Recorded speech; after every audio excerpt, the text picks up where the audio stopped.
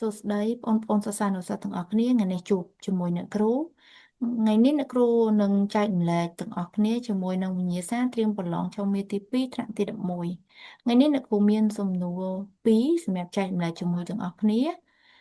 សំណួរទី1នេះគឺតកតងនឹងឈាមអញ្ចឹងសំណួរទី1សួរថាតើឈាមបង្កឡើងពីអ្វីខ្លះអញ្ចឹងបងប្អូនបានសិក្សាតកតងនឹងឈាមកន្លងមកហើយអញ្ចឹងរូបភាពនេះគឺបង្ហាញអំពីធាតុបង្ករបស់ឈាមអញ្ចឹងយើងឃើញថាធាតុបង្កគឺ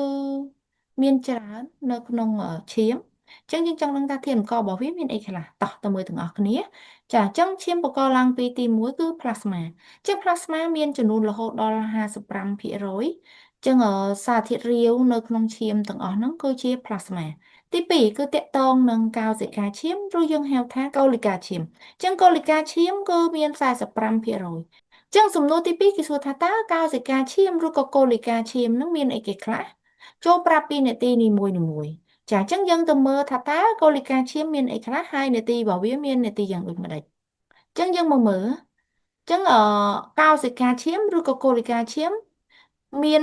3ទី1គឺកោសិកាឈាមក្រហមឬក៏កូលីកាឈាមក្រហមអញ្ចឹងកូលីកាឈាមក្រហមគឺនេះពណ៌ក្រហមផតកណ្ដាលនេះគឺជាកូលីកាឈាមក្រហមឬក៏កោសិកាឈាមក្រហម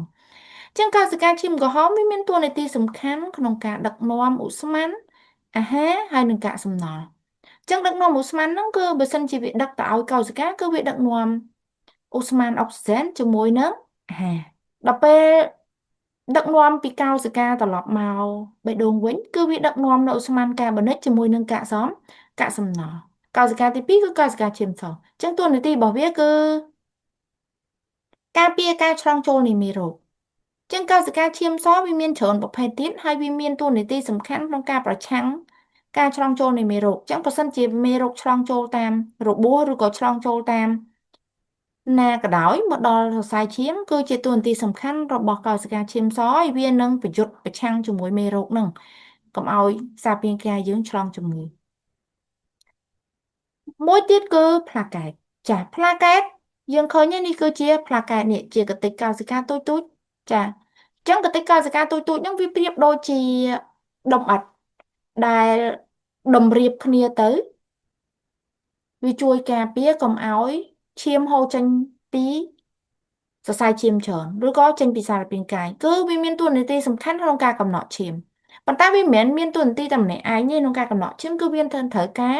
ប្រូតេអ៊ីនផ្លាស្មាបន្ថែមទៀតដើម្បីជួយក្នុងការកំណត់ឈាមនេះចាអញ្ចឹងផ្លាកែតនេះគឺវាប្រៀបដូចជាទំនប់អញ្ចឹងរារាំងកុំឲ្យឈាមបន្តហូរចេញមកក្រៅសារពាង្គកាយគឺជាជួយយើងកុំឲ្យបាត់បង់ឈាមច្រើនក្នុងសារពាង្គកាយអញ្ចឹងសរុបមកឈាមគឺបង្កឡើងពីផ្លាស្មាហើយនិងកោសិកាឈាមហើយកោសិកាឈាមគឺមាន3ប្រភេទគឺកោសិកាឈាមក្រហមកោសិកាឈាមសហើយនិងផ្លាកែតអញ្ចឹងថ្ងៃនេះដែរអ្នកគ្រូបង្ហាញទាំងអស់គ្នាតែពីរចំណុចទេអឺមអ្នកគ្រូនឹងចែកម្លែកបន្តទៀតដើម្បីត្រៀមចូលមេទី2នៅវីដេអូក្រោយៗអញ្ចឹងទាំងអស់គ្នាអាចតាមដានជាមួយអ្នកគ្រូបន្តទៀតនៅវីដេអូបន្តបន្ទាប់សូមអរគុណ